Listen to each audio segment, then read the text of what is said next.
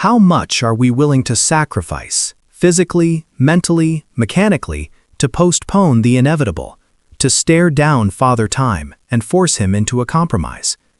Does true athletic greatness reside in accepting the body's limitations, or in actively defying the very physics that govern our decline, even if the cost is potentially catastrophic? That struggle against the ticking clock is precisely why we gather here at 603 Snap News, where we dissect the defiance of destiny on the diamond. And there is no better example of this fierce existential battle than Justin Verlander, preparing for his Age-42 season, utterly refusing to entertain the notion of retirement. You simply cannot discuss Verlander's last season without first discussing the sheer, unadulterated injustice he endured. Forget the final 4-11 record. That number is an insult to the art he performed.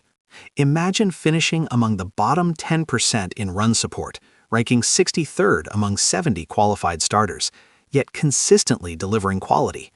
We are talking about a man who had 7 potential wins obliterated by bullpen failures alone. 7 games where his teammates actively erased his path to history, and 10 additional quality starts that ended in frustrating no decisions.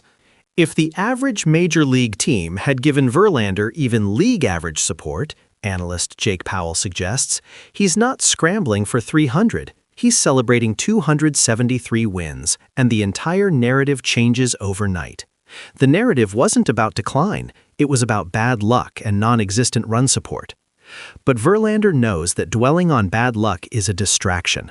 The true challenge is addressing why the same 93 9-mile-per-hour fastball that dominated the league in 2022 suddenly lost its swing and miss value. As he himself admitted, "It seems hitters are just picking up my delivery earlier. It's a deception problem, and I need to find new ways to cheat the eye." This admission drove the pivotal adjustments we saw in the second half of the season, a high-stakes mid-career evolution rarely attempted by pitchers this deep into their 4th decade. He moved his starting position on the rubber towards the third base side to change the angles, and crucially, he debuted the horizontal breaking sweeper. This wasn't just a simple new pitch, it was a mechanical necessity. The results were dramatic. The sweeper became an unhittable weapon, logging a terrifyingly low .053 batting average against it, forcing right-handed hitters, who previously hit .285 against him, down to .23. Verlander, who already threw the hardest-to-read breaking balls in the game, had found a new dimension. But the real drama, the true high-wire act, resides in the change to his release point. To maximize the effectiveness of the sweeper and maintain the competitive edge of his fastball, Verlander systematically raised his release height year after year. Since 2008, his release point has increased by over 15 centimeters. In 2023, he logged a 7.15-foot release height, the highest among all Major League starters, beating out hard-throwing younger phenoms. This is where the story pivots into a fascinating, terrifying climax.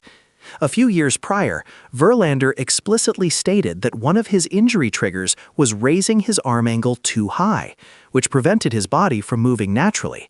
Yet faced with the urgency of maintaining his dominance, he doubled down on the very mechanism he previously cited as harmful. This isn't just an adjustment, it's a calculated physical gamble. Any pitching coach looking at that trend sees a red flag the size of an outfield wall, comments former pitching instructor Mark the Duke Harrison. He is leveraging his body's health to preserve the deception and velocity of the fastball. He's essentially sacrificing future stability for immediate dominance. He knows he can't throw harder, so he has to throw steeper. This is the emotional core of Verlander's defiance, a man so committed to his craft and the pursuit of 300 wins that he will willingly accept elevated injury risk. While other pitchers, like the excellent Jack Eflin, are forced into short one-year deals due to nagging injuries, multiple IL stints in one season, Verlander keeps finding ways to cheat the clock, pitching 152 healthy innings last season despite missing time early on. His FIP dropped from 4.78 to 3. 85, a testament to his sheer force of will and adaptation. Now, the question of his future remains an open loop. He's happy with the Giants, yet the Giants' front office, led by President Farhan Zaidi, is notoriously cautious, especially after the Blake Snell pursuit fizzled. Verlander has stated unequivocally, "I will be back. I may not reach 300 wins, and I may not pitch until 45, but I am not ready to leave the game I love right now." He is a man who defines himself by the challenge, not the comfort. His return is not just a statistical footnote, it is a heroic, risky continuation of a career defined by pushing the absolute physical boundaries of what an aging body can achieve.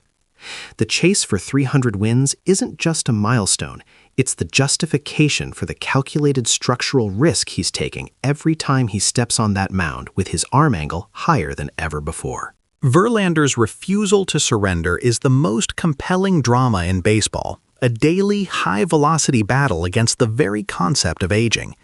Do you believe that Verlander's calculated risk, raising his arm angle despite previous injury concerns, is the only path left to 300 wins, or is he ultimately tempting fate too much?